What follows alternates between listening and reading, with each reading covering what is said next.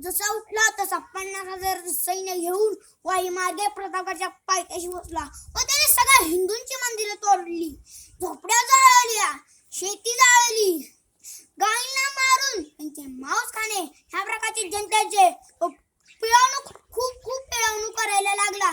आणि याचा बंदोबस्त करण्यासाठी छत्रपती शिवाजी महाराजांनी गनिमी कावा केला व अफजल खानाला पत्र पाठवले व भेटीसाठी शामियाना उभारला होता. महाराजांना माहित होते की हा खान आपल्याला दगा देणार आणि म्हणूनच छत्रपती शिवाजी महाराजांनी भेटीची वेळ 12 वाजताची ठेवली होती. अफजल खान शामियानामध्ये येऊन ठेकला होता. त्याला असे वाटत होते यशिवा दख्खन का चूहा असे सिकंजर में आने वाला है. पण त्याला कुठे माहित होते छत्रपती शिवाजी महाराजांनी निवेदन केलेले. महाराजांना पाहून खान म्हणतो कसा, ओ शिवाजी ओ हमारे गले लग जाओ, हा हा हा हा हा.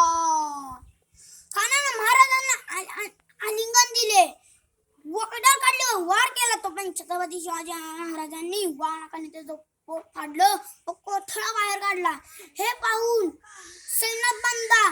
सय्यद बंडा छत्रपती शिवाजी महाराजांवर वार करणार इतक्यातच जेव्हा महाराजांनी तलवार काढली व त्यांचा हात हवेतच कापला. आणि म्हणून म्हणतात ना, होता जीवाणू वाकला शिवा.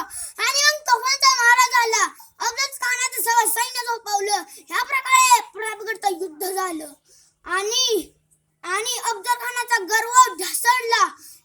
आणि जाता एवढंच बोलतो, घासल्याशिवाय धर नाही तलवारीच्या पातीला आणि त्याशिवाय गद नाही समाईच्या वातीला आणि या शिवरायांच्या विचाराशिवाय पाहिला नाही ह्या महाराष्ट्राच्या मातीला.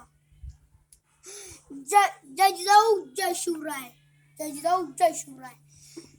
जगदंब जगदंब जगदंब, हर हर महादेव हर